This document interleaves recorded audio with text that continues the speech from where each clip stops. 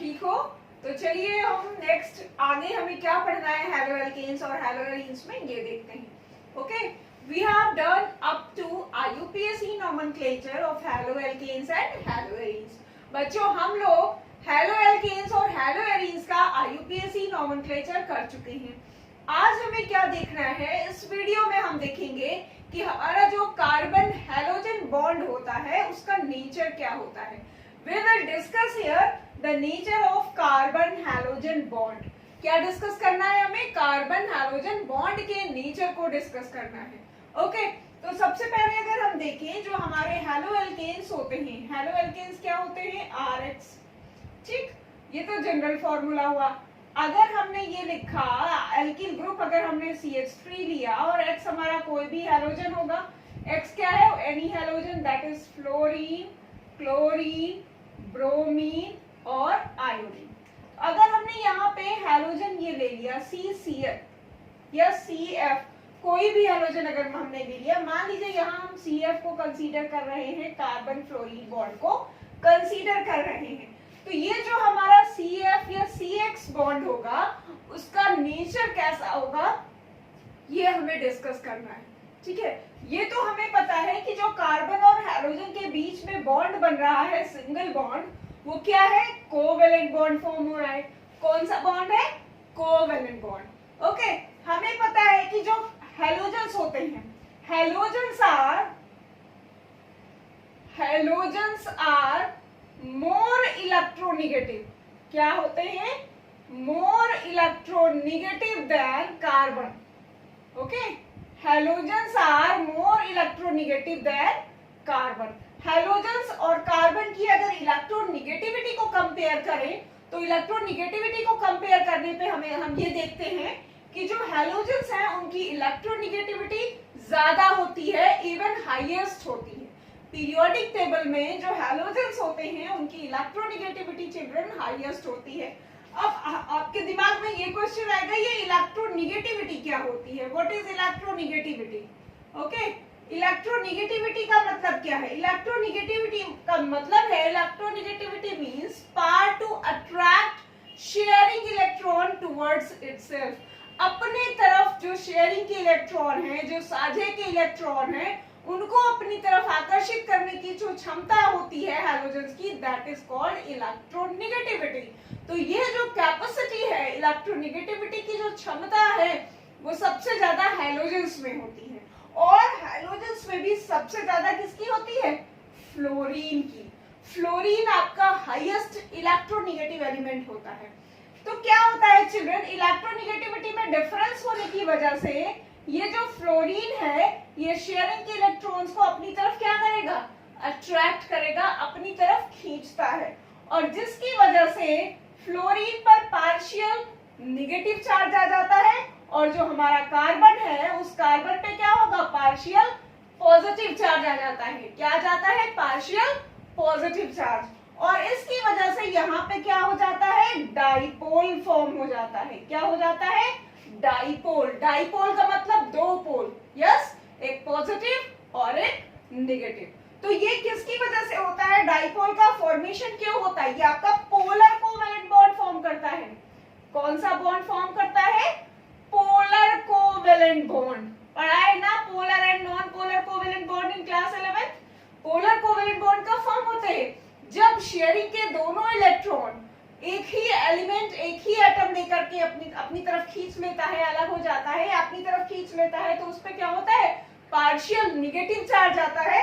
और इस तरह से यहाँ फॉर्म हो रहा है कौन सा? Polar covalent bond. अब हमें देखना है कि ये जो कार्बन ऑक्सीजन बॉन्ड लेंथ है, ये जब हम पीरियोडिक टेबल में ग्रुप से टॉप टू बॉटम मूव करते हैं तो बॉन्ड लेंथ पे क्या इफेक्ट पड़ता है चिल्ड्रन? जो कार्बन और हैलोजन्स की बॉन्ड लेंथ है, वो बॉन्ड लेंथ जब हम टॉप टू बॉटम मूव करते हैं तो टॉप टू बॉटम मूव करने पर बॉन्ड लेंथ पे क्या इफेक्ट पड़ता है? देखो भाई, फ्लोरीन हमारा स्मॉलेस्ट है।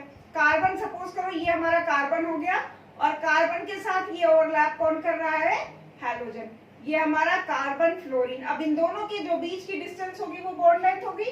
ठीक, दूसरा हमारा अगेन कार्बन वही है। नेक्स्ट हमारा एलिमेंट हो गया क्लोरीन, ये कार्बन और क्लोरीन के बीच की बॉन्ड लेंथ हो गई। ठीक, नेक्स्ट अगर हम देखें तो क्लोरीन के बाद क्या आएगा, ब्रोमीन आएगा। क्लोरीन के बाद क्या आएगा, ब्रोमीन आएगा। तो ये हमारा कार्बन और ब्रोमीन के बीच की बॉन्ड लेंथ हो गई चिल्ड्रन। अगेन जो आयोडीन होता है, आयोडीन का शेप या साइज जो है वो सबसे बड़ा होता है। ये आपका आयोडीन हो गया। तो that is the bond length. अब अगर हम बॉन्ड लेंथ को कंपेयर करें तो ये carbon fluorine, carbon chlorine, carbon bromine और कार्बन आयोडीन की, ये तीनों की जो बॉन्ड लेंथ है उस बॉन्ड लेंथ को कंपेयर करेंगे। ओके चिल्ड्रन, तो इसमें जो सबसे ज्यादा बॉन्ड लेंथ होगी वो किसकी होगी, कार्बन और आयोडीन की। ठीक है, तो अगर इन बॉन्ड लेंथ को हम इंक्रीजिंग ऑर्डर में अरेंज करें, सभी फ्लोरीन और कार्बन या सभी कार्बन और हैलोजन की बॉन्ड लेंथ को अगर हम इंक्रीजिंग ऑर्डर में अरेंज करें तो इनका इंक्रीजिंग ऑर्डर क्या होगा, CF, CCl, CBr, CI, और ये इनका ये इंक्रीजिंग ऑर्डर होगा। ठीक है, ये बढ़ते हुए क्रम में सबसे छोटी जो बॉन्ड लेंथ होगी वो किसकी होगी, कार्बन और फ्लोरीन की होगी, और जो सबसे ज्यादा बॉन्ड लेंथ होगी बच्चों वो किसकी होगी, कार्बन और आयोडीन की होगी। अब अगर हम नेक्स्ट देखें, that is bond dissociation enthalpy. Bond dissociation enthalpy का मतलब क्या है चिल्ड्रन, किसी भी बॉन्ड को ब्रेक करने में जो हमें एनर्जी देनी होती है, जो एनर्जी प्रोवाइड करनी होती है, that is bond dissociation enthalpy. अब बच्चों दिमाग लगाओ पहले भैया कि जो बॉन्ड डिसोसिएशन एंथैल्पी होगी वो किस पे डिपेंड करेगी, बॉन्ड लेंथ पे। अगर बॉन्ड लेंथ ज्यादा है, किसी भी एटम के बीच की डिस्टेंस ज्यादा है तो उसको हम इजीली ब्रेक कर पाएंगे, है ना, और किसी एटम के बीच की डिस्टेंस अगर कम है तो उसको ब्रेक करने में हमें ज्यादा एनर्जी देनी होगी। तो हम यहाँ पे क्या कंपेयर करेंगे, बॉन्ड डिसोसिएशन एंथैल्पी को। ठीक है, तो बॉन्ड डिसोसिएशन एंथैल्पी को लिखने के लिए जगह चाहिए भैया, तो पहले स्क्रीनशॉट ले लो फिर आगे बढ़े। तो बॉन्ड डिसोसिएशन एंथैल्पी हम देख लेते हैं। बॉन्ड डिसोसिएशन एंथैल्पी हम कैसे देखेंगे, जैसे हमने बॉन्ड लेंथ देखी थी, कार्बन और फ्लोरीन की bond length, carbon chlorine, carbon bromine और कार्बन आयोडीन। तो बॉन्ड लेंथ का जो इंक्रीजिंग ऑर्डर देखा था बच्चों हमने, वो क्या देखा बॉन्ड लेंथ इंक्रीजिंग ऑर्डर की, ये बॉन्ड लेंथ इंक्रीज कर रही है। ठीक है, बॉन्ड लेंथ जो है वो इंक्रीज करती है फ्रॉम फ्लोरीन टू आयोडीन। अब अगर हम बॉन्ड डिसोसिएशन एंथैल्पी देखेंगे तो बॉन्ड डिसोसिएशन एंथैल्पी इसकी जस्ट रिवर्स होगी। मींस सबसे ज्यादा बॉन्ड डिसोसिएशन एंथैल्पी किसकी होगी, CF बॉन्ड की। सबसे ज्यादा किसकी होगी, CF बॉन्ड की। तो हमें कार्बन आयोडीन बॉन्ड को ब्रेक करने में सबसे कम एंथैल्पी, सबसे कम एनर्जी की जरूरत होगी। फिर उसके बाद कार्बन ब्रोमीन, फिर कार्बन क्लोरीन और कार्बन फ्लोरीन। तो ये हो जाएगा increasing order of bond dissociation enthalpy. तो children, it is a very important bond dissociation enthalpy कैसे हम इंक्रीजिंग या डिक्रीजिंग ऑर्डर में लिखेंगे, या बॉन्ड लेंथ को कैसे हम इंक्रीजिंग या डिक्रीजिंग ऑर्डर में लिखेंगे, both are very important in the respect of examination. Exam में ऐसे ही बॉन्ड लेंथ या बॉन्ड डिसोसिएशन एंथैल्पी को इंक्रीजिंग या डिक्रीजिंग ऑर्डर में लिखने को आता है। अब अगर डिस्कस करें dipole moment, children what is dipole moment. अगर हम डाइपोल मोमेंट को कंसीडर करें तो डाइपोल मोमेंट को किससे रिप्रेजेंट करते हैं, म्यू से रिप्रेजेंट करते हैं। किससे रिप्रेजेंट करते हैं, म्यू से। डाइपोल मोमेंट क्या होता है, charge Q into distance D। किसके बराबर होता है डाइपोल मोमेंट, चार्ज Q और डिस्टेंस D के। अब अगर हम टॉप टू बॉटम मूव कर रहे हैं इन पीरियोडिक टेबल, अगर हम हैलोजेंस को देखें, हैलोजेंस को देखने पे हमें क्या पता चल रहा है, जब हम टॉप टू बॉटम मूव करते हैं तो इलेक्ट्रोनिगेटिविटी क्या होती है, डिक्रीज होती है। क्या होती है चिल्ड्रन, इलेक्ट्रोनिगेटिविटी डिक्रीजेस, है ना। हम लोगों ने 11th क्लास में पढ़ा है कि भैया जब आप ऊपर से नीचे की तरफ आओगे, ग्रुप में टॉप टू बॉटम मूव करोगे तो क्या होगा, इलेक्ट्रोनिगेटिविटी डिक्रीज होगी। सबसे ज्यादा इलेक्ट्रोनिगेटिविटी फ्लोरीन की होती है और सबसे कम आयोडीन की होती है। तो इलेक्ट्रोनिगेटिविटी डिक्रीज कर रही है। लेकिन अगर हम मूव कर रहे हैं बॉन्ड लेंथ के ऑर्डर में, टॉप टू बॉटम देखें तो जो बॉन्ड लेंथ होती है, बॉन्ड लेंथ पे क्या इफेक्ट पड़ता है children, bond length is increasing, bond length क्या हो रही है, इंक्रीजिंग हो रही है। तो भैया ये दोनों फैक्टर तो जस्ट अपोजिट हो गए। इलेक्ट्रोनिगेटिविटी चार्ज किस पे डिपेंड करेगा, इलेक्ट्रोनिगेटिविटी पे, और इलेक्ट्रोनिगेटिविटी तो घट रही है। और दूसरा क्या है, डिस्टेंस। अब अगर डिस्टेंस के रेस्पेक्ट में देखते हैं तो डिस्टेंस तो इंक्रीज हो रही है। तो अब बड़ा मुश्किल हो गया भाई कि कैसे हम कंसीडर करें कि किसका डाइपोल मोमेंट ज्यादा होगा और किसका कम होगा। तो भैया एक चीज ध्यान रखिए आप लोग बेटा कि जो डिस्टेंस है, डिस्टेंस किस में डिनोट करते हैं, पिकोमीटर में। किसको किस में डिनोट करते हैं, पिकोमीटर में। और चार्ज जो इलेक्ट्रोनिगेटिविटी, तो चार्ज हमारा जो इलेक्ट्रोनिगेटिविटी वाला फैक्टर है that is more dominant in respect to distance. ठीक है, तो जो चार्ज का फैक्टर है वो क्या है, डिस्टेंस के कंपैरिजन में ज्यादा डोमिनेंट है। तो हम कंसीडर किसको करेंगे, चार्ज को कंसीडर करेंगे।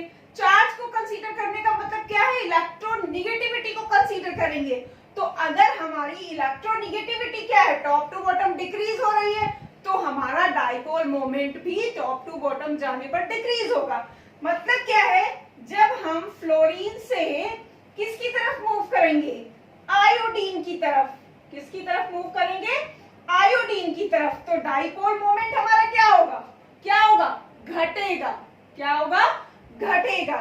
डाइपोल मोमेंट जो है वो हमारा डिक्रीज होगा। क्यों, क्योंकि इलेक्ट्रोनिगेटिविटी डिक्रीज हो रही है।